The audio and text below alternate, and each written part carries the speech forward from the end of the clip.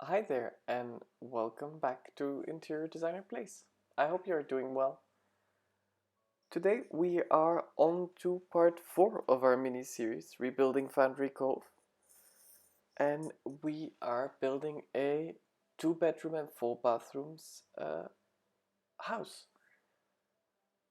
But, well, 4 bathrooms might seem a bit excessive, I agree. But one of the bathrooms can be easily changed to, for instance, an arts and crafts room.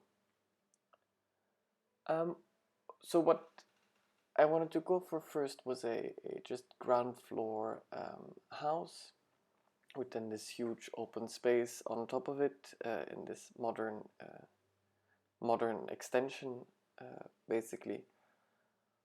But then I decided to go for a 2-story house and then have this modern injection really into the house. And it is intrusive, as I would call it. It is different than the other ones. It's again a modern interpretation of the presbytery style. If you haven't seen the previous videos, really go check them out. We are rebuilding this whole neighborhood into one big development project, so all houses in the same style, designed in similar ways, similar materials used, similar windows used, all these things. So a fitting neighborhood. But as I said, this modern interpretation is maybe a bit more intrusive than in the other builds. And I did this because I also didn't want this neighborhood to look terribly boring or repetitive. A bit what we are doing with the kitchens. Actually, we use the same materials, the same ideas, the same concepts in every house, but are then trying to get something different, something interesting out of it. But yeah, the interior wall division was not as easy as I would like it to be. But as you can see, I knew from the beginning where I wanted the stairs to be. I wanted the stairs to be in this new part next to the kitchen because it's something we haven't done yet. And I think it worked nice with the flow to go outside, but also to come back to the kitchen, into this living room. And yeah, we start again with this kitchen, which we have used in all the previous builds, in the same style, same color, with again on 2 sides these lighter colored cabinets. As you can see, I forgot the fridge again, but if you download the house, the fridge will be there. Yeah, so there's this sort of bay area. It's not the right word, it's more an extension, where I decided to put in the big dining table, but I would see people more sit at this more bar area,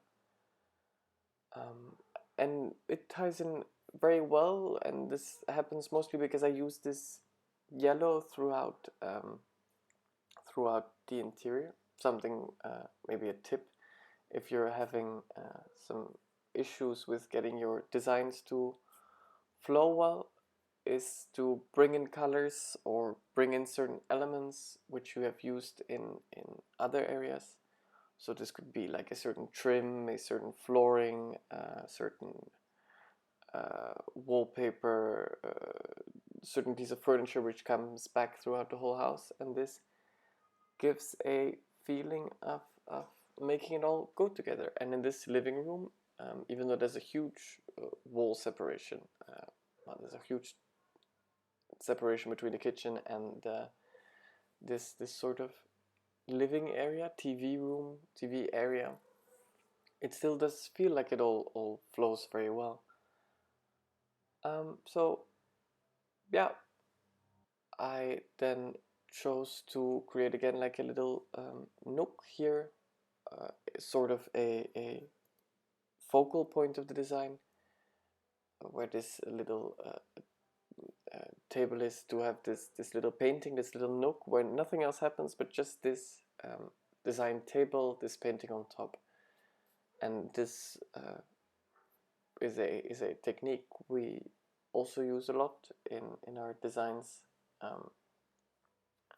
where I work to have small areas very specifically designed and then see how they would fit in the living room, in the living patterns of the clients who you are designing for. So yeah, I did not take me very long to figure out how I wanted this to flow, how I wanted this to go, certainly not on the ground floor. But it is maybe more challenging upstairs, where you will see there will be a study, then 3 bathrooms, I mean 2.5 basically, and a what did I say, 2 bedrooms and a study. So yeah, you will see that it doesn't flow as well, and that also the study can be easily turned into a guest room, which was also the second idea, well, the first idea behind having the second bathroom there, that's better, was to create like a guest bathroom for when you have guests, that they don't have to get into the bathrooms, in the private bathrooms that might, for some people, be a bit too intrusive. So yeah, I put in this build a laundry room, which, as I said also in the previous builds, makes the Sims for me more realistic. And then I add in some simple clutter items to make it feel lived in. And then I really try to get this coat holder, coat rack, I don't know the correct word, in the hallway. And here I decide to put this sort of chaise longue there, looking out over the kitchen. But I could imagine if you sit there, if you read there, put your legs up, you have this beautiful view of the outside, of the nature of the park behind it. I think this would be a very nice place to read and to sit. And then I use this colorful chair there with the yellow chair with the green and pink, because I never really find a place in any of the builds to use it, because I find that it looks proportionally too small towards the other items. It could have been much bigger, and here is where I put in the laundry room. But I think this chair could have been much bigger, much more attention seeking, because it has these very vibrant prints. It's really a focal piece, and then it's extremely small. So yeah, we skip ahead a bit. I had some issues figuring out how the upstairs would look, but here we are. Let me know what you think. And talking about thinking, I am really interested in getting feedback from you guys. Leave me a comment, give it a like, give it a dislike if you don't like this sort of content,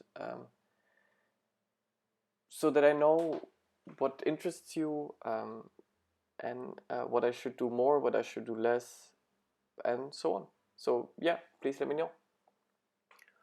So this bedroom I like the dark blue, but as you can see, I had an issue with the lighting engine there. So this clothing, well, this dresser, actually, clothing, whatever. This dresser is really intense in color, and I mean, it's really bright white, and I don't understand very well why. So yeah, then I wanted to put a bath again. Seems to be a trend in the series that I have now. I wanted to put a bath again in the master bedroom, but I designed it again way too small. So then I decided to put in the communal bathroom in the hallway, I mean communal or guest bathroom, whatever, in the hallway, a bath, and put like a small shower in the ensuite bathroom of the master bedroom. And here this green room, which I made green because it's crazy. It's very very harsh, is the study, as you can see from all the books, a very cliche study. And then I put these two chairs there because I would see people sitting there reading. And if you haven't seen the previous videos of this series, the idea behind it is to have basically these stage homes. So they are not very empty, but they are not personalized in a way. They have like some clutter items throughout the house, but very non-specific. You could have them anywhere. And I would imagine this as being ready to be sold, and having real estate agents come in and out and with their clients, and are waiting for a happy owner who you or I will move in here. And then I had fun with these stickers, putting them next to the bed. This cat seemingly coming behind the curtain, this fishbowl on top of the bunk bed, these flowers, these butterflies on the wall. It made this room really pop. And then I put in, I did not forget, the laundry baskets, so that it actually makes sense having a laundry room. And then this chair in the bathroom, because I would imagine if you have two smaller children, then you might want to sit next to them whilst they are playing in the bath or something, to make sure they do not drown, which is very drastic, but I am sure you understand what I'm saying. So that you don't have to sit on the floor or anything, so you can just move up the chair or something. And then we have this, again, more like a design piece in the hallway, as in the entranceway, this couch, which I almost never use because it's so specific. It's very difficult to use it repetitively throughout the build. So I use it there in the hallway once, because there's no other, but for me, no other good use for it. And then we use again the same trees, and to really make this exterior of this build come together and look the same for all 5 lots that are here, to give it this feeling of well, belonging might not be the right word, but yeah, belonging. And then I put this huge terrace there, this pool being in the extension of the terrace. And then I wanted, since this is such a big garden, to put in a pool house, which basically has little to no use at all, since the kitchen is not so far away, so you could easily do things in the kitchen. But I put the grill there, and some and some outside furniture to give this a space of belonging. But I used the wood, which we used for the modern extensions throughout all the builds, and then this small table with these chairs where you could sit with your friends whilst the children are playing in the pool. And then I debated, should I put a TV on this wall there? But then I don't really see the point of having a TV outside. The sun would always shine in it. It I don't see really the point. And then here you see there's this pathway in between these two lots. And since we are going for this open and transparent vibe, I tried to still create some sort of a barrier that not everybody could look into the pool, but still have it very open. So it's a bit of a balance act between having a barrier and having it open. And then I put this fireplace there under this beautiful tree with the lights in them, some terrain painting. So yeah, as you can see, and with the other lot on the other side, you will really feel that this pathway is secluded, but still you could divert from the pathway and walk into the garden if that is what you wish. And yes, then I also thought this pathway at night might be quite dark, and there's the town has no lighting there, so I put some lighting on this lot and on the lot on the other side. And then we did, of course, with the grass around the house, and on the roof, which we also did in the first build and the third build. And then this other outside table, this swing area, and then a small arts and crafts, an area where you could do some flower arranging or whatever. And then I remembered to put in a mailbox, which I also don't always do. And this is it. On to the screenshots. I hope you liked it, and I hope to see you again soon. Bye.